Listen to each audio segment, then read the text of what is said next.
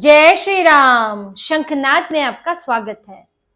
Robert Vadra और इनके परिवार का नाम कहीं ना कहीं जमीन हड़पने में, जमीन घोटालों में जरूर सामने आता है। ये इसी में ही फंसे रहते हैं।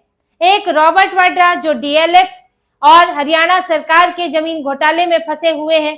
रियल एस्टेट का अनुभव ना होते हुए भी रियल एस्टेट कंपनी बनाई, सरकारी जमीन ले ली विकास के नाम पर और फिर उसको डीएलएफ को दे दिया। वो मामले की अभी जांच चल रही है और चार्जशीट तक भी बात उसमें आ चुकी है। अब इन्हीं के परिवार की एक और सदस्य है, उनके ऊपर भी एक पूरा 4 एकड़ का फार्म हाउस हड़पने का आरोप लग रहा है और वो है सायरा वाड्रा, जो रिश्ते में प्रियंका वाड्रा की जेठानी या फिर कुछ मीडिया रिपोर्ट्स में उन्हें बहन भी लिखा गया है। लेकिन जिस तरह की पूरी कहानी नजर आती है उससे लगता है कि सायरा वाड्रा उनकी जेठानी है और सगी जेठानी नहीं है। उनके हो सकता है रॉबर्ट वाड्रा के चाचा या ताऊ वगैरह के परिवार की होंगी। रॉबर्ट वाड्रा के अपने परिवार में उनके भाई हैं और बहन है जिनकी मृत्यु हो चुकी है, एडवर्ड वाड्रा और मिशेल वाड्रा। इनके पिता की भी मृत्यु हो चुकी है। रहस्यमय तरीके से 3 लोग इनके परिवार के जा चुके हैं। तो अब जो ये जेठानी है सायरा वाड्रा, इनकी कहानी जुड़ रही है उत्तराखंड से। उत्तराखंड में उधम सिंह नगर जिले के किच्छा इलाके में एक 4 एकड़ का फार्म हाउस है जो है जिसका नाम है खान फार्म।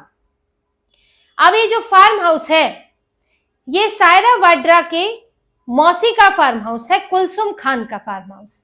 ये इनके मायके की तरफ की प्रॉपर्टी की कहानी चल रही है। अब कुलसुम खान, उन्होंने शादी नहीं की थी। सायरा वाड्रा खुद बता रही है मीडिया को कि कुलसुम खान ने शादी नहीं की थी, उनके कोई बच्चे नहीं थे और उन्होंने ही कुलसुम खान की देखभाल की है और इसीलिए उन्होंने, कुलसुम खान ने ये जो फार्म हाउस है ये उनके नाम पर और उनके भाई जो हैं, चचेरे भाई हैं सिकंदर आलम, उनके नाम पर वसीयत में फार्म हाउस कर दिया था।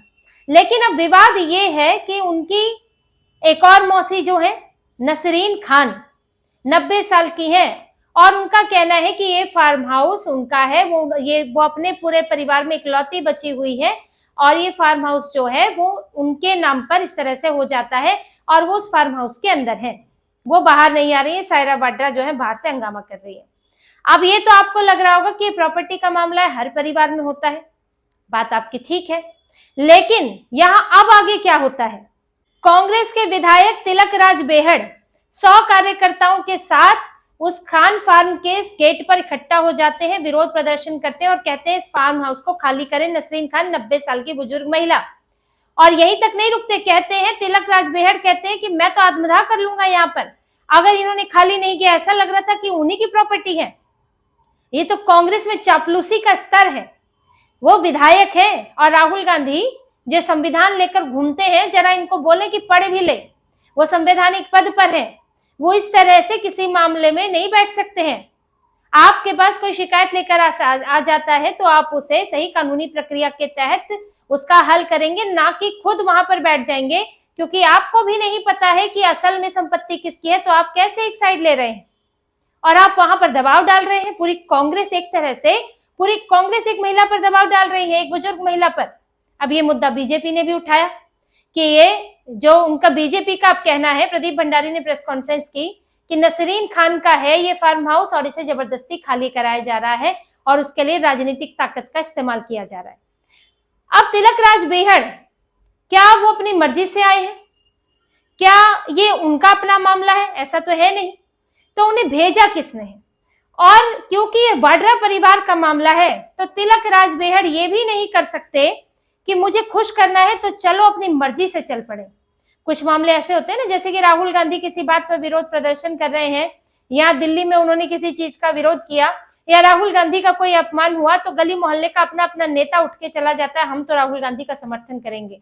जगह जगह विरोध प्रदर्शन करके अपने वीडियो बनाते हैं, या मान लीजिए बीजेपी के नेता ने कुछ कहा है तो उसके दफ्तर पर अपने आप पहुंच जाएंगे, अपने इलाके के बीजेपी दफ्तर पर पहुंच जाएंगे। तो स्वतः होता है, क्योंकि सबको दिखाना होता है हम एक्टिव हैं।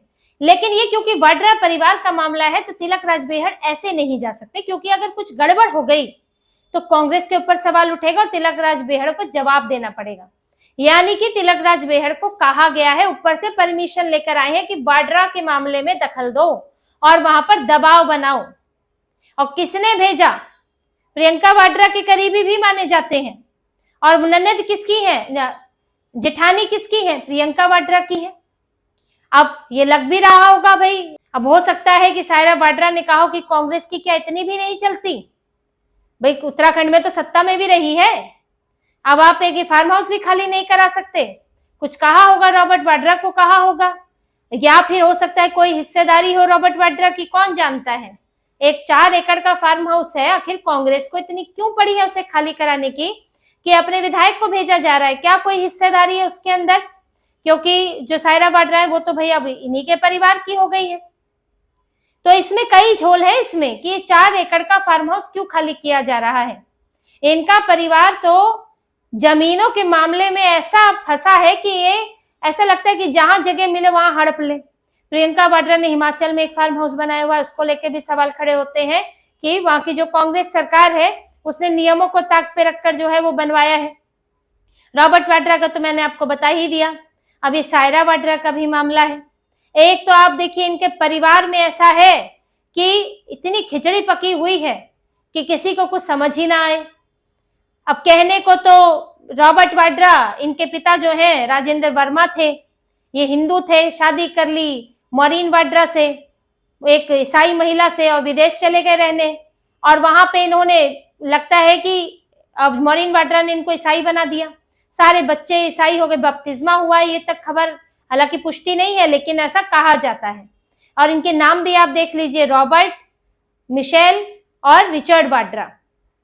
आखिर इस तरह के नाम हिंदुओं में तो होते नहीं है, पंजाबी है, पंजाबियों में भी नहीं होते हैं, ये नाम तो ईसाइयों में होते हैं। तो इनके नाम ईसाई रख दिए गए, यानी कि कहीं ना कहीं ईसाई धर्म से जुड़े हुए हैं। अब शादी की प्रियंका वाड्रा से, जो पारसी है या ईसाई है इसी की कंफ्यूजन है, क्योंकि वो हिंदू तो है नहीं, वो ना तो जन्म से हिंदू है ना परवरिश से हिंदू है, जन्म से वो पारसी है। उनके पिताजी थे वो पारसी थे, गैंडी थे, जो फिरोज गैंडी थे, और उनके दादाजी, माफ कीजिए, उनके दादाजी थे वो फिरोज गैंडी, वो पारसी थे। अब इस हिसाब से आप चलेंगे तो इनके पिताजी भी पारसी हुए और ये भी पारसी हुई। अब परवरिश की बात करें तो इन्हें पाला है एक ईसाई महिला सोनिया गांधी ने, या कहे कि एंटोनियो माइनो ने, जो कि सोनिया गांधी का असली नाम बताया जाता है।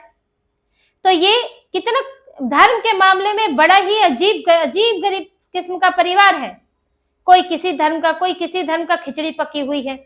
अभी ये प्रियंका वाड्रा जो है अपने बेटे की शादी एक मुस्लिम लड़की से करा रही है, बेटे का नाम रेहान है, हिंदुओं में होता भी नहीं है। तो पूरा परिवार ही खिचड़ी परिवार है, इसीलिए इन लोगों को हिंदुओं से कोई मतलब नहीं है। परिवार में कोई हिंदू है ही नहीं, कोई लगाव ही नहीं है हिंदू धर्म से। ईसाई धर्म की तरफ इनकी आस्था है, राहुल गांधी की आस्था है ईसाई धर्म की तरफ, क्योंकि ईसाई माँ ने पाला है, ईसाई परिवार में पले बड़े हैं, तो उनका मन जो है वो ईसाई धर्म की तरफ लगता है। उसी में ही जीसस में इनकी आस्था है, जिस हिसाब से इनका परवरिश देख के लगती है। और ब्रिटेन में ही पढ़े लिखे हैं, ये गए हैं तो वहां भी ईसाई, दोस्त ईसाई, सब ईसाई इनके हैं आसपास। लेकिन फिलहाल ये तो एक पारिवारिक स्थिति इनकी है, पर इसी में ही अब ये सायरा वाड्रा, कुलसुम खान और नसरीन खान ये सब आके इसमें जुड़ गई है और ये पूरा प्रॉपर्टी का मामला बन चुका है। अब ये 4 एकड़ किसका है, इसको लेकर कोर्ट में तो विवाद जाएगा ही, लेकिन इस कोर्ट के विवाद के साथ ये भी सवाल खड़ा होता है कि कांग्रेस की रुचि इसमें क्यों है। आखिर किसने भेजा तिलक राज बेहड़ को और क्यों भेजा? बीजेपी ने इस मामले में ऐसे ही प्रेस कॉन्फ्रेंस नहीं की है, क्योंकि अगर इसी प्रॉपर्टी का मामला रह जाता तो एक बात अलग थी, और फिर ऐसा कोई मामला होता जिसमें कोई स्वतः प्रदर्शन हो सकता है तो भी बीजेपी इस मुद्दे को नहीं उठाती। लेकिन यहाँ एक तो पूरा वाड्रा परिवार ही शामिल दिख रहा है, और फिर दूसरा यहाँ पर कांग्रेस ने भी एंट्री ले ली है। तो अब इस पर प्रियंका वाड्रा को जवाब देना चाहिए कि आखिर इनके विधायक क्यों गए थे, और उन्हें यह भी जवाब देना चाहिए कि क्या वो इस मामले को सुलझाने में या उस मामले में ये सायरा वाड्रा को कुछ दिलवाने में, प्रॉपर्टी दिलवाने में वो कोई मदद कर रही है और क्यों कर रही है, इस पर जवाब दिया जाना चाहिए।